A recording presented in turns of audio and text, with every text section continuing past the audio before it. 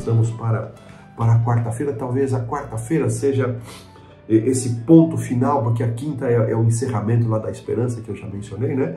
Mas a quarta-feira vai trazer para nós, irmãos, a questão do livre-arbítrio.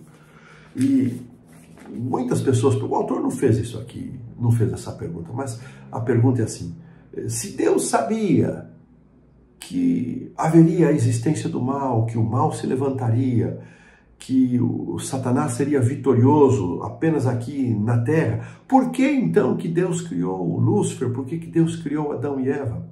Irmãos, essa pergunta parece inocente, mas ela é uma pergunta daqueles que culpam a Deus pela existência do pecado. Então, em última instância, se Lúcifer escolheu o pecado e se tornar Satanás, se ele conseguiu convencer 1/3 dos anjos e depois conseguiram convencer Adão e Eva, então, em último instante, Deus é o culpado. Irmãos, esta é a grande estratégia de Satanás. É desfigurar, é manchar o caráter de Deus de tal maneira que, além de ser o autor do mal, além de promover o mal e todas as coisas terríveis surgirem em consequência de suas ações, em consequência do mal, ele ainda leva muitas pessoas a culparem a Deus e se virar as costas contra Deus. Essa é a sua estratégia.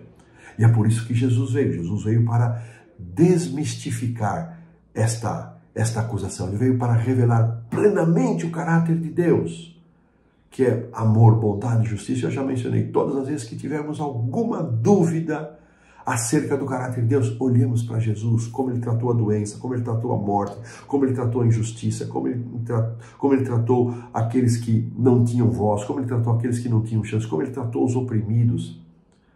Aí nós vamos parar de questionar.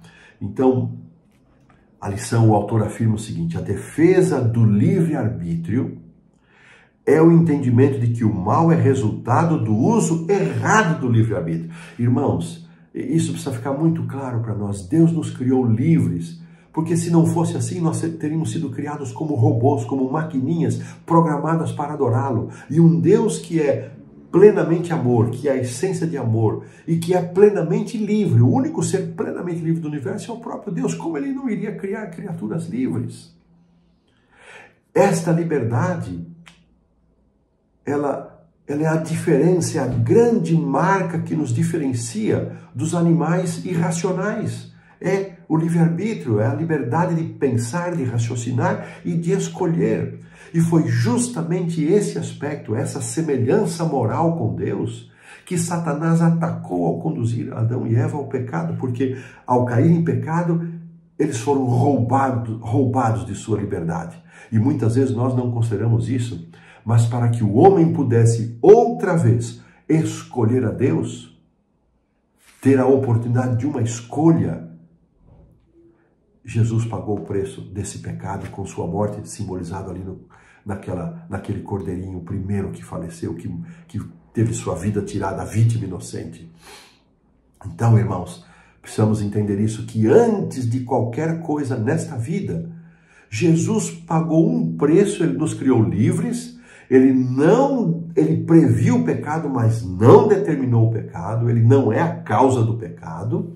E pagou o preço de termos pecado para que nós pudéssemos ter outra vez liberdade de escolha. Ellen White tem uma declaração no livro Educação, nos capítulos iniciais, onde ela trata desse problema, no capítulo 4 especialmente, onde ela diz que quando pecou, o ser humano perdeu a vontade e a capacidade de se relacionar com Deus.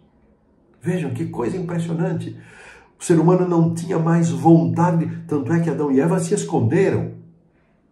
Deus foi ao encontro. Adão, onde estás? E não tinha, ainda que tivesse vontade, mas não tinha. Ainda que tivesse, não tinha capacidade.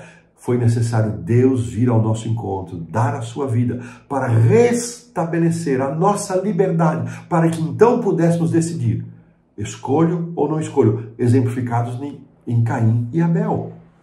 Então, irmãos, o uso errado do livre-arbítrio de Adão e Eva trouxe o pecado para a história da humanidade, assim como seu uso correto traria também o bem. Porque o Senhor, o autor faz uma pergunta interessante, logo abaixo da pergunta 6, onde nos é lembrada a ilustração do livre-arbítrio, que é a árvore do conhecimento do bem e do mal. Por que o Senhor daria uma ordem, a menos que Adão e Eva tivessem livre-arbítrio para escolher se obedeceriam ou não? Se Adão e Eva não tivessem livre-arbítrio, não seria uma ordem, aquilo ele seria automático, mas ele deu uma ordem: não comam desta árvore, porque eles poderiam escolher comer ou não comer. Há uma citação que aparece aqui nos complementos do professor, muito interessante, de Ellen White, que se encontra aqui no manuscrito 79 de 1896, e diz o seguinte: Adão era um agente moral livre, mas utilizou sua liberdade de maneira equivocada. Por sua própria vontade, ele se tornou pecador, separando-se do favor de Deus. E depois o autor faz aqui um comentário, né, dizendo que esse conceito do mau uso do livre-arbítrio, ele não esclarece totalmente a questão do mal e do sofrimento, mas nos ajuda a compreender e explicar esse problema, ainda que de forma parcial e limitada, de acordo com aquilo que encontramos na revelação bíblica, não é? Então, irmãos, essa é a lição da quarta-feira, a questão do livre-arbítrio. Gostaria de poder explorá-la mais, mas infelizmente o nosso tempo voou, eu estou já além do tempo costumeiro, e termino então a lição da quinta-feira dizendo que Deus concedeu às suas criaturas o livre-arbítrio porque é necessário que o amor exista. Sem o livre-arbítrio não existiria amor.